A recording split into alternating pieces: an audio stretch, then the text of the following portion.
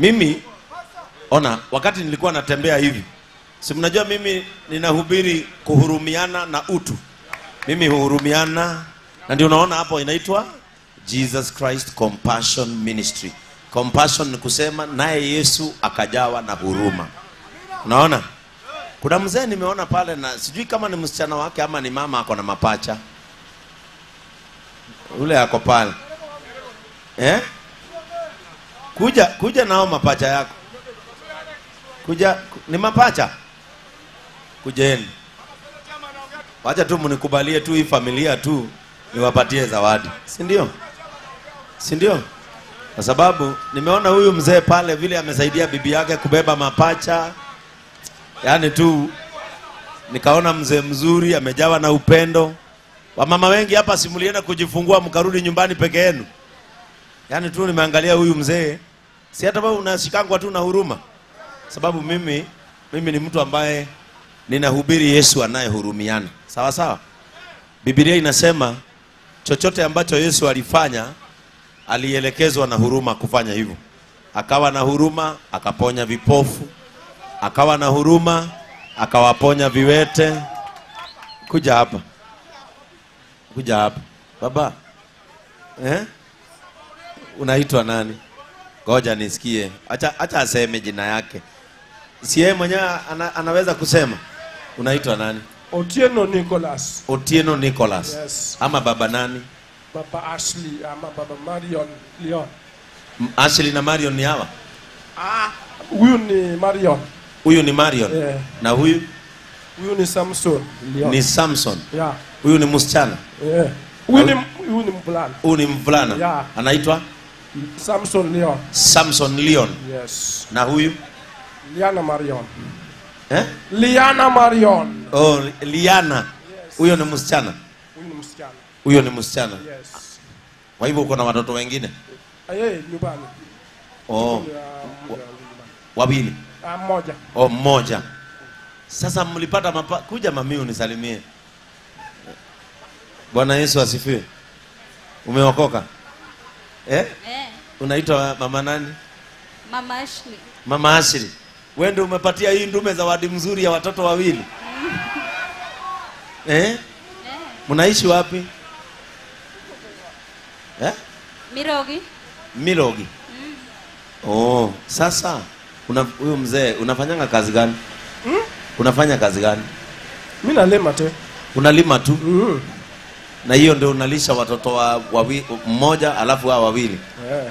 Unalima mmea gani? Si mahindi. Kama mahindi. Sasa umevuna? Hapa? Umevuna? Hapana. Hujavuna hata. Hujavuna hata? Ilikauka ama si wako ni kidogo? Kidogo sana. Na wakati haulimi unafanya nini wakati haulimi? Si nafanya tu nini? Ice. Wakati hasa kama saa hii wakati hakuna mavuno, hakuna nini, utakuwa unalisha watoto na nini? Nini? Oh, anaenda mjengo. Kwani unaogopa kusema unaendaga mjengo? Ndio tu. Unaogopa? Ni hiyo. Ndio nauliza. Kwani unaogopa kusema unaendaga mjengo? Si hiyo. Oh, anaendaga mjengo.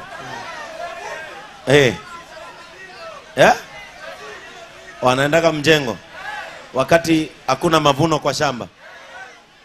Na unajua, ngoja, hebu sikizeni. Ngoja. Wacha usikie. Unajua ni kazi ngumu sana kulea mapacha. Ama hamjui hivyo? Sasa kama hii ni diaper, hii ni ngapi? Hii ni ya ngapi mama? Hii ni ya 48 pieces. 48 pieces, tuseme mtoto mmoja anatumia ngapi kwa siku? Mtoto mmoja anatumia ngapi? 4. Kwa hivyo ni kumaanisha, na unajua huyu akiwa mkulima na mtu wa mjengo, alafu mtoto mmoja atumie 4, ni kusema ni 8 kwa siku.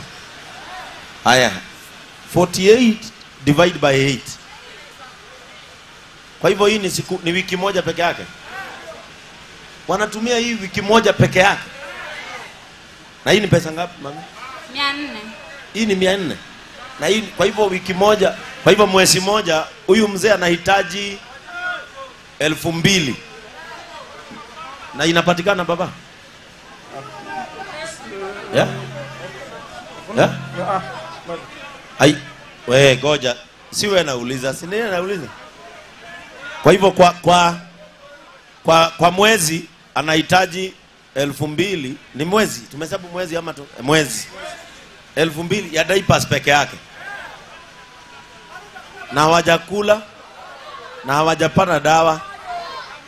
Sasa mimi nitakushikilia kulea hawa watoto wako. Si ndio?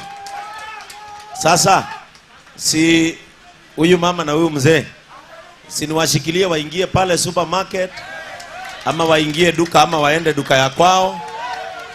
Mimi nitakupatia 30,000. Haya, nilete. Uende mfanyie watoto shopping. Mimi naelewa kulea watoto wawili si ni kazi ngumu sana. Si ni kazi ngumu sana. Na hivyo mimi nitashikilia huyu mzee sababu watoto ni baraka ya Mungu, si ndio? Lakini wakati mwingine Mungu anatupeaga baraka kama hatujajitayarisha. Unaona sasa hii hajapanda, ana mavuno, anaenda mjengo. Unaona mpaka leo ndiye alikuwa amepeleka mama clinic. Mlikuwa clinic? Wako na miezi ngapi? Wako na mwezi moja na wiki 3. Wako na mwezi moja na wiki 3. Yeah. Wako na mwezi moja na wiki 3. Si ndio? Sasa si hapo, si tumesukuma huyu mzee kidogo. Hata wewe usipopata yeye apate. Siendi yako na mzigo kwa familia na kwa boma. Bas, sasa mtaenda pale kwa supermarket, mfanye shopping, alafu muende nyumbani. Na kuna jamaa wangu atachukua namba yako ya simu.